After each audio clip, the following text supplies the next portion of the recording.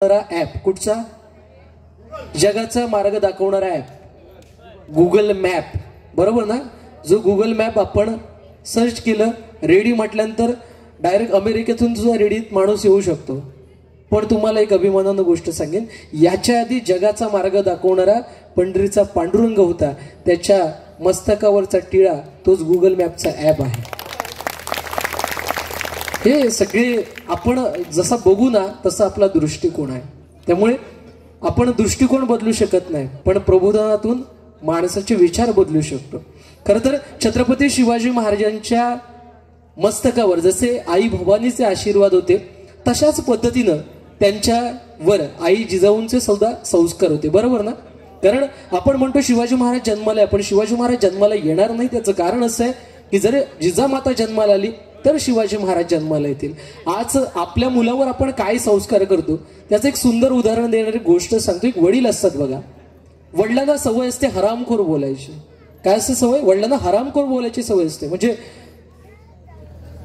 बायकोला हरामखोर बोलायचं, त्याच्या 3 वर्षाचा मुलगा असतो त्याला पण हरामखोर बोलायचं. काय रे हरामखोरा दिवसभर खेळत असतो, काय रे हरामखोरा दिवसभर उन्हाळक्या मारत असतो. अनुभवाचे बोल कदाचित असतील घरातले, हसतात कोणीतरी, म्हणजे जास्त सवयवाली असतील, ठीक आहे. पण गंमत अशी असते की वडिलांचा इतकं हरामखोर शब्द त्या मुलाच्या मनावर बिंबतो की शेवटी तो 3 वर्षाचा पोरगा सुद्धा हरामखोर बोलायला शिकतो. आता वडिलांना एक दिवस सुट्टी असते, वडील काहीतरी पेपर वाचत बसले असते आणि पोराचा एसटी कंडक्टरचा खेळ चालू असतो. पोरगा सुरू करतो, ट्रिंग ट्रिंग ज्या हरामखोरांना एसटी चढायचे पटकन चढून घ्या, ट्रिंग ट्रिंग ज्या हरामखोरांना एसटी उतरायचे पटकन उतरून घ्या, ट्रिंग ट्रिंग ज्या हरामखोरांना रेडीमध्ये उतरायचे पटकन पुढे या, ट्रिंग ट्रिंग ज्या हरामखोरांना रेडीच्या पुढे जायचे पटकन मागे चला. आता वडील ऐकत असतं, वडिलांना राग येतो. त्या 3 वर्षाच्या पोराच्या तोंडात हरामखोरा शब्द शोभत नाही.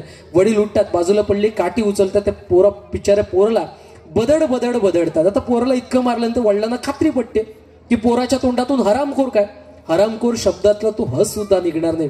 वडील त्या पोराला मारून झाल्यानंतर पुन्हा एकदा आपल्या खुर्चीत जाऊन बसतात. बिचारा पोरगा बरोबर अर्धा तास रडतो. किती? बरोबर अर्धा तास रडतो.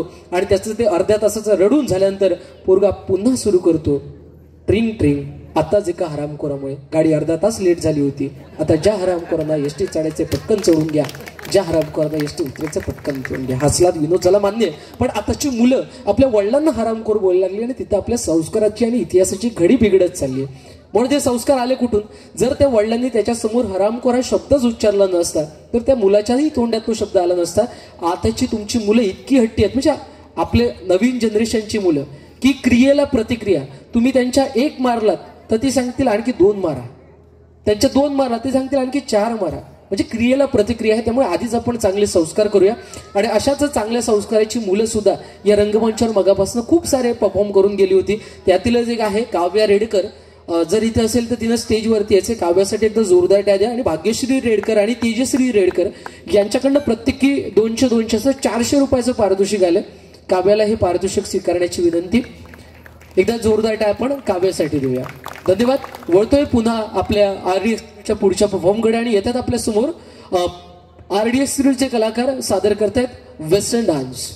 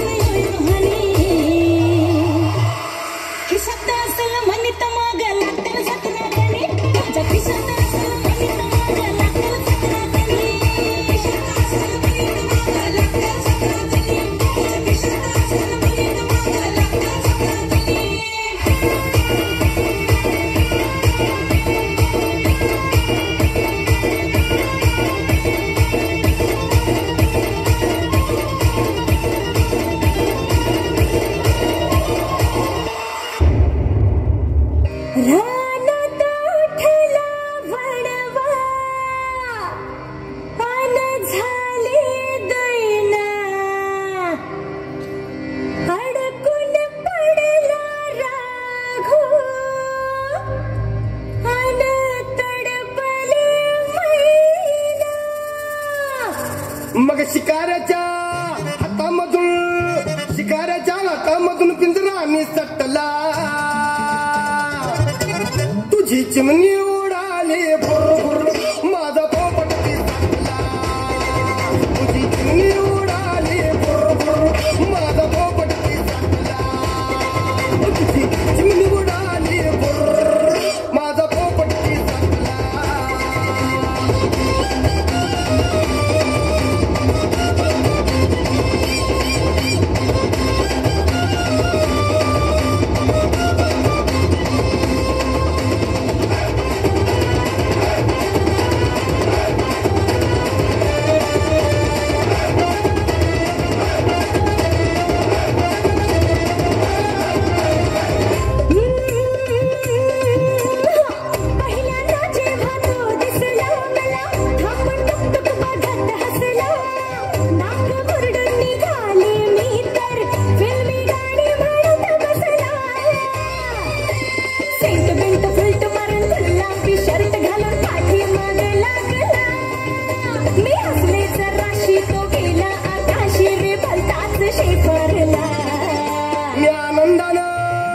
म्या झाडाखाली पिऊन पडून धिंगाणा घातला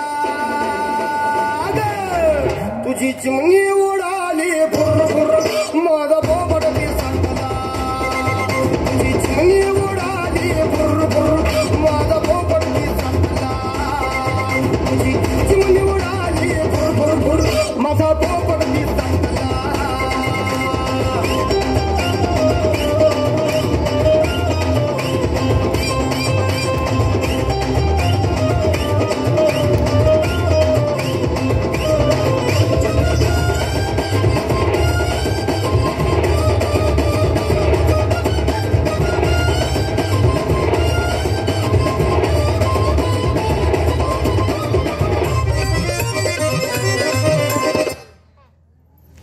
क्या बात है।